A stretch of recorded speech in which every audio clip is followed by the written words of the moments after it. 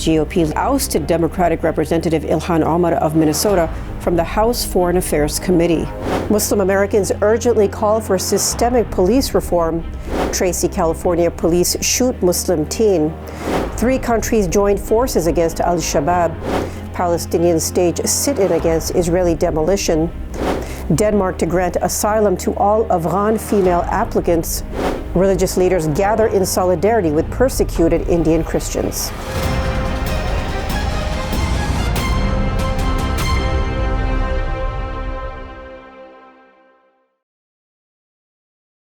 From our Chicago studios, this is the Muslim News on Muslim Network TV. Assalamu alaikum, I'm Samana, Siddiqui. Our top story tonight. House Republicans today ousted Democratic Representative Ilhan Omar of Minnesota from the House Foreign Affairs Committee. The chamber approved the resolution in a party line 218 to 211 vote, with Representative David Joyce voting present. Omar on Tuesday described House Speaker Kevin McCarthy's effort to whip votes against her retaining her seat on the committee as pathetic. Republican Representative Matt Gaetz of Florida on Tuesday said he's undecided whether to vote to remove Omar. He expressed concern about censorship of opposing views and suggested Omar be subject to a House Ethics Committee review. GOP leaders falsely accuse Omar of making anti-Semitic remarks. Omar, who came to the U.S. as a refugee, is one of the 2 first Muslim women elected to Congress. I am Muslim. I am an immigrant, and interestingly, from Africa. Is anyone surprised that I am being targeted? Is anyone surprised that I am somehow deemed unworthy to speak about American foreign policy? Or that they see me as a powerful voice that needs to be silenced? Frankly, it is expected, because when you push power, power pushes back. The National U.S. College Board has revised an advanced placement high school course on African American studies after outcry by a number of conservatives. The new curriculum for the course downplays some components that drew criticism, including from Florida Governor Ron DeSantis. DeSantis, a possible Republican presidential candidate in 2024, said he was blocking the course in Florida because it pushes a political agenda. In January, Florida issued a chart that said the advanced placement class promotes the idea that modern U.S. society oppresses Black people, other minorities, and women. The College Board said the course's developers consulted with professors from more than 200 colleges, including several historically Black institutions, when developing the original version. In the new framework released on Wednesday, topics including the Black Lives Matter movement are not part of the exam. They are included only on a list of sample project topics that states and school systems can choose from for assignments. The rejection of the course by DeSantis has stirred new political debate over how schools should teach about race. The Tracy, California Police Department held a press conference on Tuesday evening in relation to the shooting of a Muslim teenager. Last Friday, an officer shot a 17-year-old boy whom the department alleges was wielding a knife. Officer-worn body camera footage shared at the press conference shows a suspect holding a knife at the officer. The boy was taken to a hospital after the altercation, where he continues to be in serious but stable condition. Police Chief Sekou Millington said that although the officer had a taser, he didn't have time to react to consider a taser instead of using a gun. Millington also admitted at the press briefing that there was a language barrier between the officer and the teen. The Sacramento chapter of the Council on American Islamic Relations has called for a fully transparent and independent investigation of the shooting. The U.S. Council of Muslim Organizations today called for systemic law enforcement reform at the local, state, and federal level. The group was reacting to the death of Tyree Nichols on January 10th in Memphis, Tennessee, 3 days after he was severely beaten by 5 police officers. The council welcomed the Memphis Police Department and local prosecutors' relatively quick action to dismiss and charge the perpetrating officers. Nichols was laid to rest Wednesday following his funeral service in Memphis. A video released last Friday showed the 5 officers pulling over Nichols and throwing him to the ground. They then tried to cuff him and used a taser before he attempted to run away. He was later caught and beaten. Nichols is heard calling out "Mom" as officers punch him, kick him in the face, pepper spray him, and strike him with a baton before his body goes limp. The leaders of Somalia, Kenya, Ethiopia, and Djibouti have agreed to put up a united fight against the Al-Shabaab terror group. Somalia's President Hassan Sheikh Mohamud hosted leaders of the three countries for talks in the capital Mogadishu on Wednesday. In a statement, the leaders said they agreed to jointly plan and organize a robust operational campaign at the frontline states level. They also stressed the importance of establishing a joint border security mechanism to eliminate cross-border terrorism and ensure legal passage of trade and movement. The leaders hailed Somalia's ongoing offensive against Al-Shabaab, which has seen its military reclaim several strategic areas and make significant gains in recent months.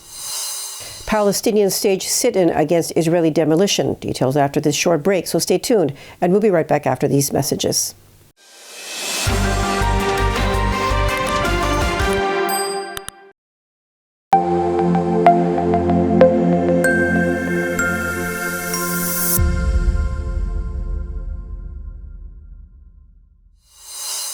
Welcome back. Dozens of Palestinians and foreign activists staged a sit-in on Tuesday to protest Israeli plans to demolish the Khan al-Ahmar Bedouin community in East Jerusalem. Eid Jahalin, a representative of the community's residents, told Andalu Agency that the protest aims to confront Israeli plans to forcibly displace residents. For years, the Khan al-Ahmar community has captured international attention. This is due to a legal battle between its residents and the Israeli authorities over its survival. In September 2018, Israel's Supreme Court greenlit the community's removal, leaving it open to being demolished at any time. Such plans, however, have since been put on hold several times. Last week, Israel's National Security Minister Itamar Ben-Gvir ordered the Bedouin community to be immediately demolished. Jahalin said there are 250 people living in the Khan al-Ahmar community, mostly children. He added that around 180 students from neighboring communities are enrolled at the schools of the Khan al-Ahmar community. Denmark on Monday announced that it will grant asylum status to Afghan women solely based on their gender, citing the worsening conditions under the current Taliban government. The Danish Refugee Appeals Board issued a statement stating that it has changed its practice for this decision. The appeal board quoted a report from the European Union's Agency for Asylum. It said that various measures introduced by the Taliban regarding freedoms of women and girls in Afghanistan amounts to persecution. There are as many as 5 ongoing asylum cases involving Afghan female nationals in review. The board said that the persons can, in principle, be granted residence under new asylum rules. It further announced it will reopen all 10 Afghan female applicant cases for asylum that were rejected since August 16, 2021. Some of the world's largest energy providers continue to operate in Burma, even after the military's attempted coup and brutality against citizens. On Wednesday, human rights organization Justice for Myanmar reported that several U.S. companies continue to work with the country's oil and gas industry. That includes Baker Hughes, Schlumberger, and Halliburton. Burma's military junta staged a coup in February 2021 and has killed thousands of Burmese since taking power. The oil and gas industry is the junta's largest source of foreign currency. Justice for Myanmar's report claims that the junta's hold on the agency allows the military group to collect lucrative tax and royalty payments, as well as a vast share of profits.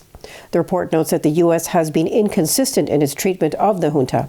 A July 2022 U.S. Department of Commerce Country Commercial Guide for Burma describes significant opportunities for U.S. investors in the Burmese energy market. This contradicted a January 2022 U.S. Department of State business advisory prohibiting business with Burma's security forces or any enterprise owned or controlled by them. Iranian authorities have shut down a restaurant in the southwestern city of Mashhad after a female singer performed there. Critics say this signals a continuing crackdown on events authorities deem contrary to Islamic values. The latest incident was sparked by a video published on social media of the performance, which went viral. Farshad Kazemi, the city's police chief, announced the restaurant had been sealed shut and that a legal case had been filed against the owner. Female singers are not allowed to perform in Iran, and music concerts have faced many obstacles since the 1979 Islamic Revolution. In recent weeks, numerous reports have been published about the sealing of businesses, restaurants, and cafes for not observing Islamic laws and mandatory hijab rules. This comes amid the ongoing public anger that erupted after the death of 22-year-old Mahsa Amini in September while in police custody for allegedly not wearing hijab properly. This led to historic protests across the country. In response, the authorities have launched a brutal crackdown on dissent, detaining thousands and handing down stiff sentences, including the death penalty to protesters. Middle East Eye reports that last week a 45-year-old woman was arrested for stealing a packet of hamburgers from a supermarket in Egypt to feed her children. She was released after collapsing in front of the prosecutor. She told the prosecutor that her children were hungry and she wanted to make them some food. Incidents like these are becoming more commonplace in the country as skyrocketing inflation pushes more and more families into poverty. Egypt had already been reeling from the dual impact of the Russia-Ukraine war and the COVID-19 pandemic on the import-dependent economy. The Egyptian pound lost half its value in less than a year. In response to the reactions that highlighted the latest crisis around the cost of food in the country, Sisi attacked the media, most of which is controlled by the state. He said on January 23rd that while he did not deny that Egyptians are in a state of panic over food and drink, he added eating and drinking is not the end of the world. Turkey's main opposition, Republican People's Party, took a huge step towards providing constitutional guarantees for women wearing the hijab. Party leader Kemal Kılıçdaroğlu last year submitted a bill that would guarantee women the right to wear headscarves while working in public institutions. Turkish elections are expected to be held on May 14th this year, and the party is aiming to appeal to religious Turks who have been the base of support for President Recep Tayyip Erdogan. Historically, the Republican Party has been opposed to hijab. They aggressively banned women wearing headscarves from public universities, offices, and the parliament. In 2013, Erdogan's government lifted Turkey's decades-long hijab ban in the civil service. The Archdiocese of Delhi hosted an encounter of around 300 religious leaders to show solidarity with Christians in India. Christians are currently being asked to renounce their faith or leave their homes in the central Indian state of Chhattisgarh. Attacks are being perpetrated by nationalist groups as they pressure Christians there to return to their traditional animist practices. Over 30 villages have been attacked in the region. An estimated 1,000 people have been displaced due to the attacks and social pressure in the region, which began in the second week of December.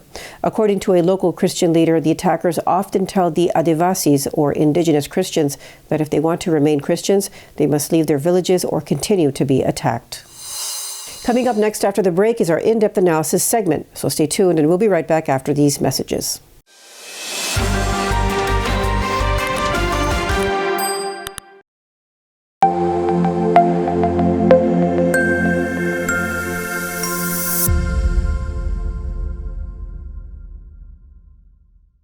Welcome back.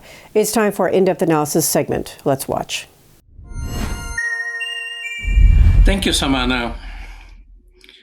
Muslim Americans know streets of the world, we know languages of the world. We hear things which general Americans don't hear. And that's what we like to share with America. And one of us got elected, Ilhan Omar, and she started speaking whatever she knew. She not only knew streets of the world, languages of the world, she knew the refugee camp. As a child, she used to dodge bullets. So when she became Congresswoman, as a first Muslim woman, first African woman, first Somali woman to be in the Congress, she decided to share what her knowledge base is, what she is hearing around. And that's where the trouble began, because sometimes that talk is a hard talk. But you need to be honest. You need to take America forward, not backward. And that's the reason she will speak. And it's not easy to speak, especially when it comes to Palestine. A word here and there, and here is a charge for you being anti-Semitic. She looked at it, said, oh, I didn't know that. That calling some referring to money as it's all about Benjamin is a trope. And she apologized. But she kept speaking. She kept moving forward. And that is a sad day for America when a voice like that, a unique experience like that, a person like that is silenced. But is she really silenced? This debate today, it's about who gets to be an American. What opinions do we have to be counted as Americans? This is what this debate is about, Madam Speaker. There is this idea that you are a suspect if you are an immigrant. or if you are from certain parts of the world or a certain skin tone or a Muslim. It is no accident that members of the Republican Party accused the first black president, Barack Obama, of being a secret Muslim. It is no accident that former President Donald Trump led a birther movement that falsely claimed he was born in Kenya. Because to them, falsely labeling the first and only President of the United States of America a Muslim and African immigrant somehow made him less American. Well, I am Muslim. I am an immigrant, and interestingly, from Africa. Is anyone surprised that I am being targeted? Is anyone surprised that I am somehow deemed unworthy to speak about American foreign policy? Or that they see me as a powerful voice that needs to be silenced? Frankly, it is expected, because when you push power, power pushes back. Representation matters. Continuing to expand our ideas of who is American and who can partake in the American experiment is a good thing. I am an American who was sent here,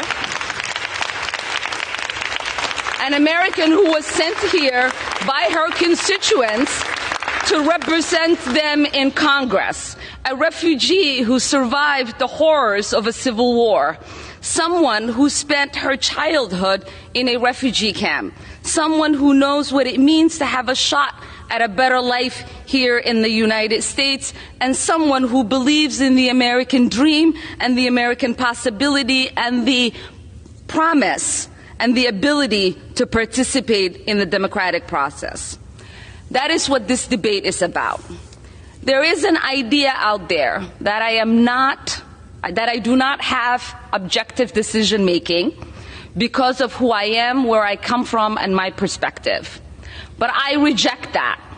We say there is nothing objective about policy making. We all inject our perspective, our point of views, our lived experiences, and the voices of our constituents. That's what democracy is about. So what is the work of the Foreign Affairs Committee? It is not to co-sign the stated foreign policy of whatever administration is in power. It's about oversight. It's to critique and to advocate for a better path forward. But most importantly, it is to make the myth that American foreign policy is intrinsically moral a reality. So I will continue to speak up because representation matters. I will continue to speak up for little kids who wonder who's speaking up for them. I will continue to speak up for families around the world who are seeking justice, whether they are displaced in refugee camps or they are hiding under their beds somewhere like I was, waiting for the bullets to stop. Because this child, survivor of war, would have wanted that. The 9-year-old me would be disappointed if I didn't talk about the victims of conflict, those that are experiencing unjust wars, atrocities, ethnic cleansing, occupation, or displacement like I did. They are looking to the international community and the United States, asking for help. They look to us because the international community and the United States profess the values of protecting human rights and upholding international law. So we owe it to them not to make this a myth, but a reality. I didn't come to Congress to be silent. I came to Congress to be their voice. And my leadership and voice will not be diminished if I am not on this committee for one term. My voice will get louder and stronger, and my leadership will be celebrated around the world as it has been. So take your vote or not. I I am here to stay, and I am here to be a voice against harms around the world and advocate for a better world. I yield back. Today she was taken out of the Foreign Relations Committee. But how did she get there? I asked her. He said, well, they ask every congressperson to say what committees they like to serve. There are 3 options. And she says, I wrote down Foreign Relations Committee, Foreign Relations Committee, and Foreign Relations Committee. And today she declared she'll be back after 1 term. That's confidence.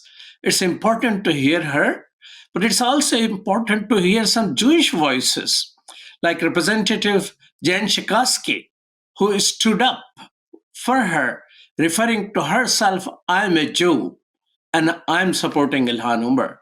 My colleagues, I stand before you as a proud Jew and a proud friend and colleague of Ilhan Omar. I don't need any of you to defend me against anti-Semitism. My friend Ilhan Omar, we have worked together to the values that I treasure as an American Jew and that she treasures. America is changing, friends, and these are our voices which will take America forward. Yes, 218 Republicans voted together to take her out of the Foreign Relations Committee. But then there are 211 Americans who stood up solidly with her, voting in her favor. America is moving forward. Let's hear some voices from the Congress at this occasion. Thank you. Now, as a fellow New Yorker, I think one of the things that we should talk about here is also one of the disgusting legacies after 9/11 has been the targeting and racism against Muslim Americans throughout the United States of America. And this is an extension of that legacy. Consistency, there is nothing consistent with the Republican Party's continued attack except for the racism and incitement of violence against women of color in this body. I had a member of the Republican caucus threaten my life, and you all and the Republican caucus rewarded him with one of the most prestigious committee assignments in this Congress. Don't tell me this is about consistency. Don't tell me that this is about a condemnation of anti-Semitic remarks when you have a member of the Republican caucus who has talked about Jewish space lasers and an entire amount of tropes and also elevated her to some of the highest committee assignments in this body. This is about targeting women of color in the United States of America. Don't tell me, because I didn't get a single apology when my life was threatened. Thank you. Madam Speaker, when I heard that we're going to remove a member of this House from their committee for anti-Semitism, I raced down here because I thought, finally, in this chamber, there's going to be some accountability from this conference that continues to allow its members to root for rioters, to show sympathy for the insurrection, a conference that harbors a wanted international criminal and has members who choose violence over voting every single day, finally. And so I thought, we're going to hold someone accountable for anti-Semitism. Surely it's the author of this tweet. Kanye, Elon, Trump, October 6th, written by Chairman Jim Jordan. October 8th, what does Kanye say? I'm going to declare DEFCON 3 on the Jews. So surely this tweet came down, right? Came down, was deleted. No. 2 more months it was kept up. 2 more months. So don't come here looking at us for anti-Semitism. Look in your own damn mirror before you ever come over here. And I yield back. Censor Congresswoman Omar in the same week.